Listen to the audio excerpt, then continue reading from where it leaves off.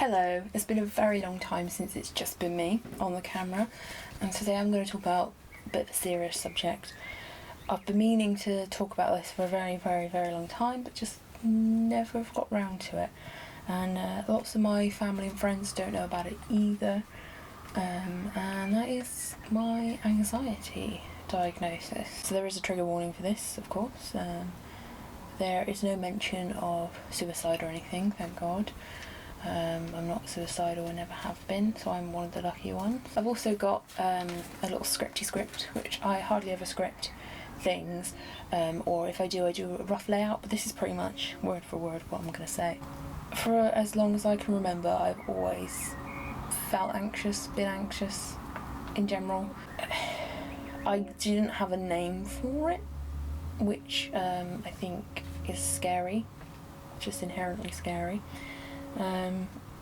But if you'd ask any of my friends and family, well, close friends and close family, they would tell you that I've always been an anxious person and not full of confidence, and I've always been easily overwhelmed by things. But I actually got a diagnosis in 2017.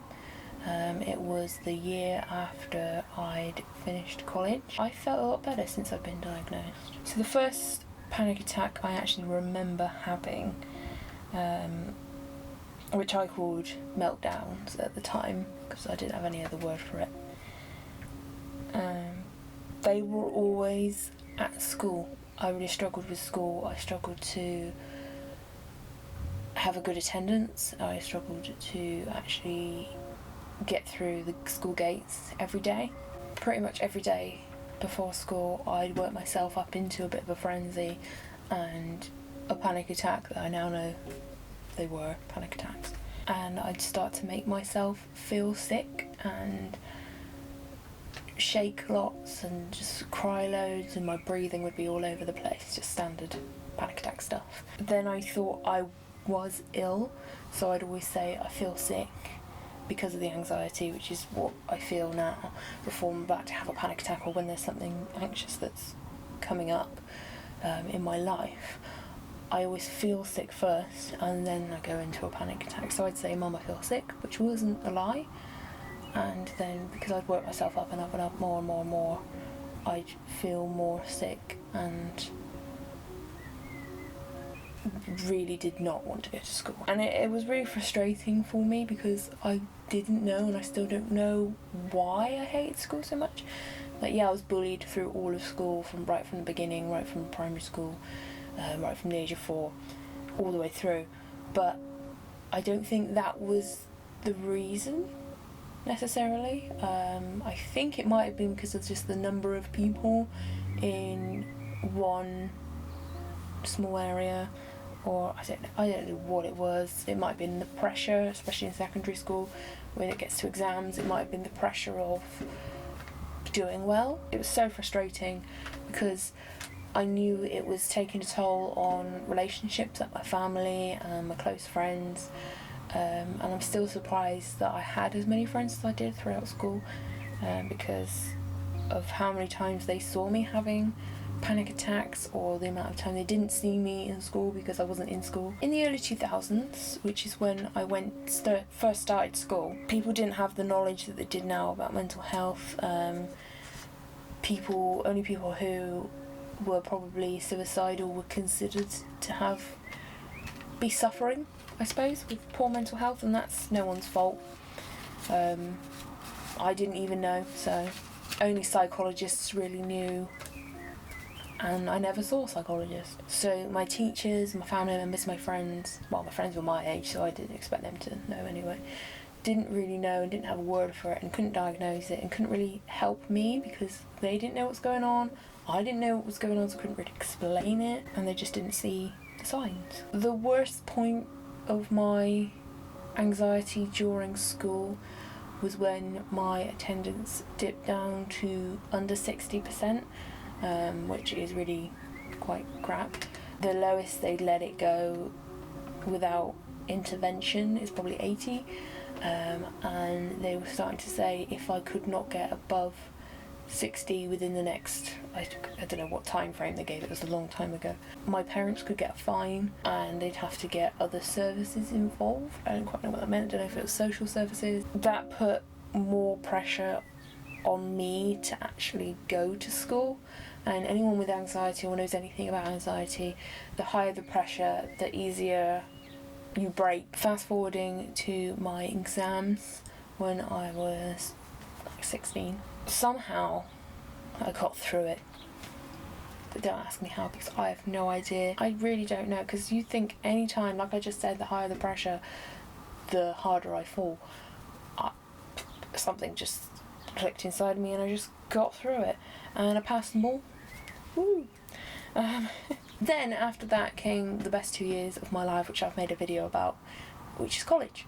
And I made loads of new friends, which surprised me and my family, and I got through it really well. I don't think I had any major panic attacks about college. I probably got a bit worked up towards certain deadlines, especially final deadlines, but I still had some general anxiety. I get heart flutters now and I did then, just every day. I've got them now as I'm talking into this camera. I've got it now, and I think I'm always on edge. It's not that I'm necessarily panicking about something in particular, it's just my brain's like, I need to be alert and engaged in what's around me, and I always need to be nervous just in case there's something to be nervous about, which is really annoying, but I can't control that. It's like butterflies in your stomach, but for no reason. Sometimes in everyday life I just have to take a moment. I will suddenly go, and if I do that, it's just a random surge of anxiety, and again, it's not necessarily because of anything in particular. It just happens. And yeah, it happens more often when I do have something to worry about, but it happens all the time. After college is when it really hit the fan. I think it's because I had nothing to do. They sort of just throw you out into the world, and it's like, right, now it's the pressure of getting a job, getting money, you're into the real world, and the real world's shit and tough and just not nice. Because I had nothing to occupy my time, I found myself just staying indoors. I wouldn't leave the house for 2 weeks at a time, not even in the garden, just completely isolated myself. And the longer I left it, the harder it was to actually go outside. And whenever I did go outside, it had to be with my parents or with someone there, or I had to have headphones in, and I was really on edge, always looking over my shoulder and waiting for something bad to happen, which is not a nice way to live. I had hardly any interviews around this time for jobs, because I'd always chicken out, get really heavy chested, and just thinking about it now, I hate it. And I would freeze on the spot. It's like your legs just don't work anymore and they won't move, and the more you want something and the more you know you have to do something, the harder it is to actually do it, I find. I mean, I get anxiety for things that I don't want to do, definitely, but I find the more you want to do something, the more pressure you put on yourself to actually do it. That's even more frustrating, because I want to do everything and I want to have a job in media, but media plus anxiety equals nope, basically. I had to also go into job benefits meetings, where you discuss that you're looking for a job and you're finding a job to make sure you can get money to say that you're a job seeker. I couldn't go to the shops, I couldn't face people, basically. And even when I was at home doing nothing, I still had the butterflies and sinking feeling. It really reached breaking point for me when I pretended that I'd already taken a job offer whenever I got a call back from someone to say, oh, we love you, we want you to have an interview in person. And I'd just say, sorry, I've already got a job offer and taken it, which was a complete lie. I just couldn't do it. And one time I made my mum pretend to be me on the phone and to say that I couldn't go to the interview because I'd already got a job. The words just couldn't form. I couldn't do it. I hate phones anyway. I get real phone anxiety, so my mum sort of sounds like me, and over the phone you can't really tell. Also, they didn't know what I sounded like then, so I had to get her to pretend. And I hated doing that as well. That's not a nice time for me. This is when I finally admitted to my parents and my sister that I needed help. That was hard, and my mum took it really well, and my dad understood as well and had sympathy for me, but he didn't want me to tell anyone that I had anxiety, because back when they were younger, when they were my age, if you said you had a mental health illness, they would say, like, no one would give you a job because they'd be scared that you wouldn't be able to do the job. And luckily now that's completely different. I can work, I can do a job really well.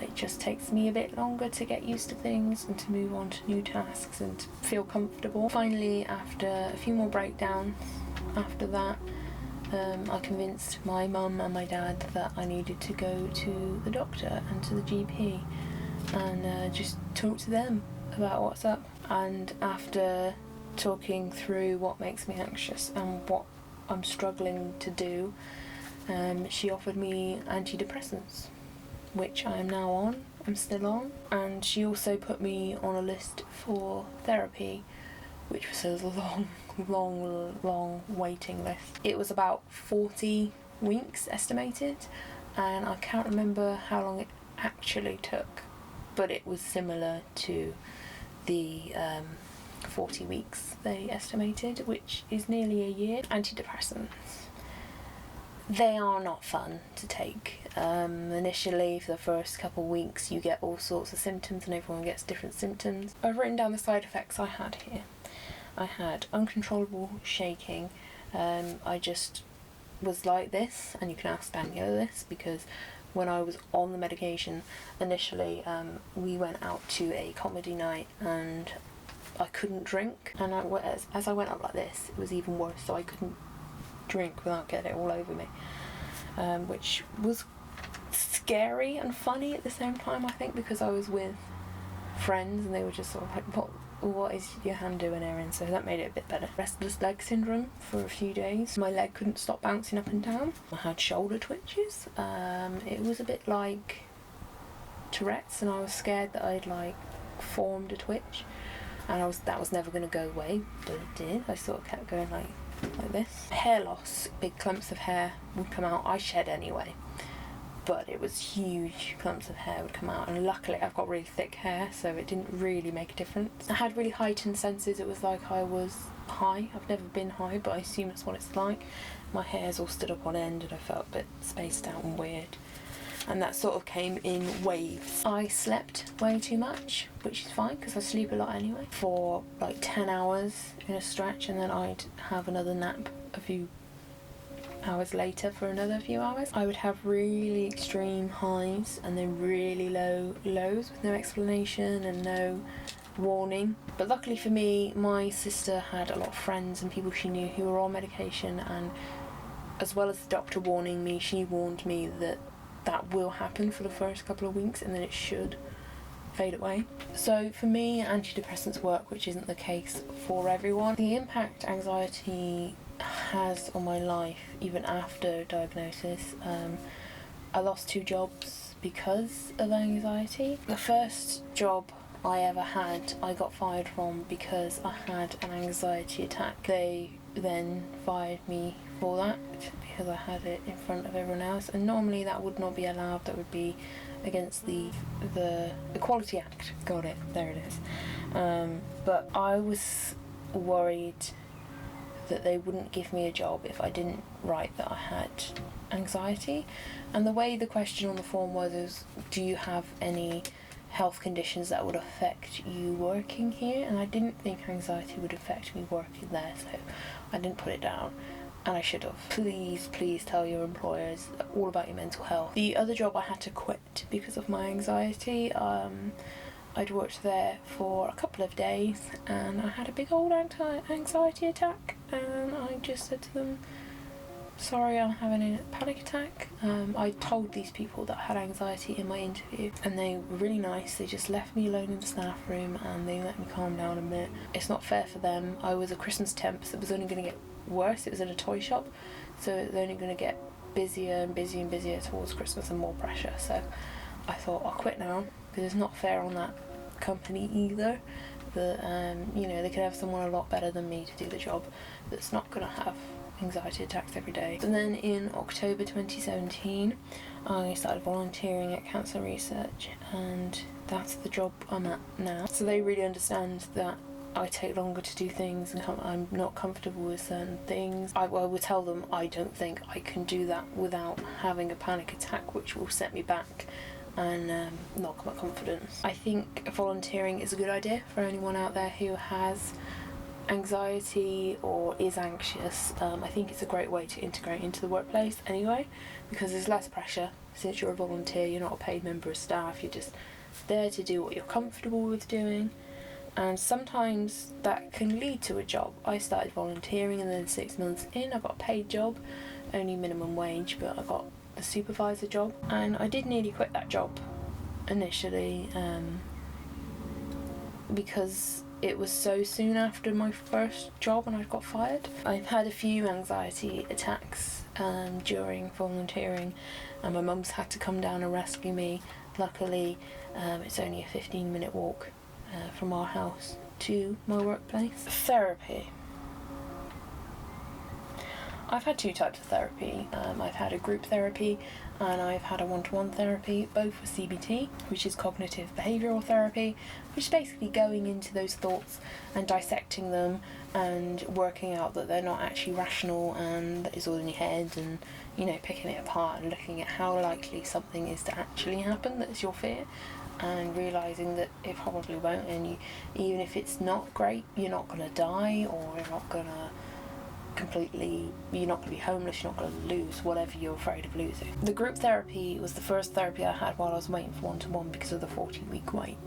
And that mostly taught me what anxiety is, why your brain gets anxious, all the sciencey stuff and why it happens. And one-to-one therapy was more tailored to me and my specific worries, and showing me how specifically to treat those with breathing exercises and all the CBT stuff. So after a few weeks they discharged me because they told me all the information they thought I needed to know, and I just had to go out and do it and work on it and work on the coping mechanisms that I had learned. So that brings me up to now. I'm in a better place because I have a job. It's not a steady job, it's not a steady income.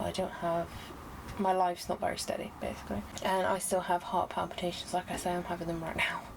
And I have them all day, every day. Every now and again, I think of what my life would be if I didn't have a mental health illness. I would think, what job would I have had now? Would I have moved out of my parents' house? Would I have more friends in my life? Would I have a boyfriend? Where would I be?